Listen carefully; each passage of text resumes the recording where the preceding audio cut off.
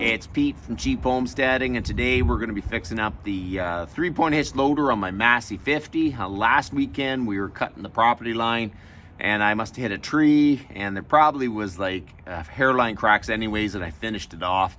So that's what we're going to do today, get it fixed up so the next time we go out to clear the other side of my property, it'll be up and going. So that's what we're going to do today. We're going to fix the 3-point hitch loader. So this is what we're going to be fixing.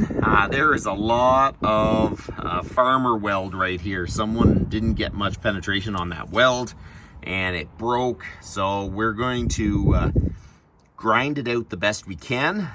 The worst part is all I got is a wire brush on a grinder because I wasn't organized enough to get some more grinding discs. So I'm definitely going to have to put that on the list. But I think if I wire wheel it up real good and put the heat pretty good, we'll be able to weld that up without a lot of problems. So let's do it. There is too much of a gap, so we're gonna try to ratchet strap it a bit and see if I can pull it up into place. Okay, so it's pulled it in a little bit. Make sure you use safety glasses. And especially on these wire wheels, they're crazy.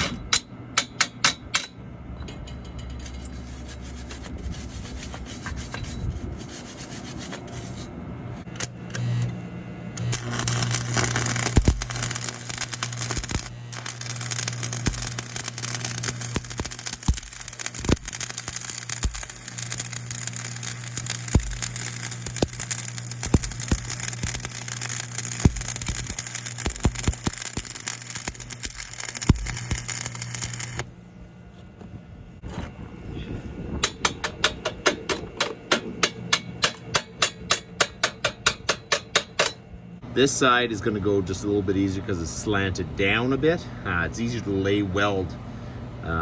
It's not quite vertical, so we're going to weld that up.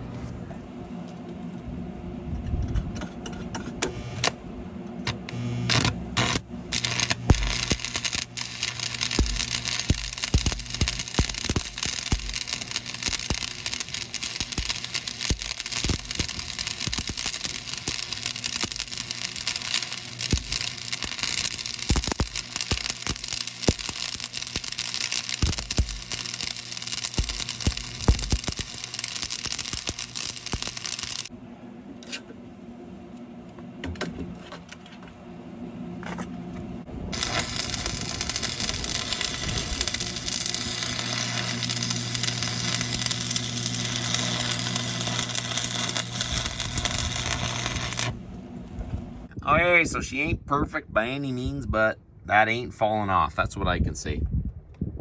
I'll let it cool down, throw a little paint on it, and you know what? Paint covers up a multitude of problems. Now I'm looking at all the welds. There really isn't a lot of penetration there. So I might have to fix a few places. I don't see any more cracks though. That old loader really has worked good over the years. Okay, so we'll clean up. The old trim-clad red. It's not quite a match. I think they used international red.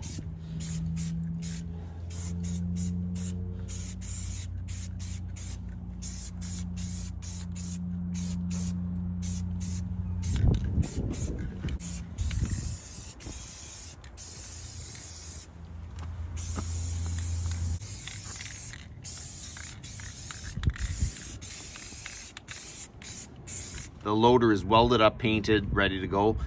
You know what, in the past, I'd break something and then you'd be busy doing something else, so you just hold off fixing it.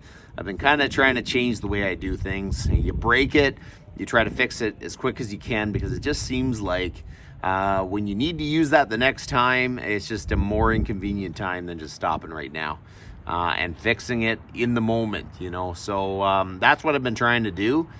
Spring is super busy and I got a lot of stuff to do, and when I'm welding this, I'm not doing those other tasks. So it's just a hard balance to do when you're trying to work full time and kind of build the homestead up a little bit. You know, I like doing this kind of stuff, so you want to be able to do it.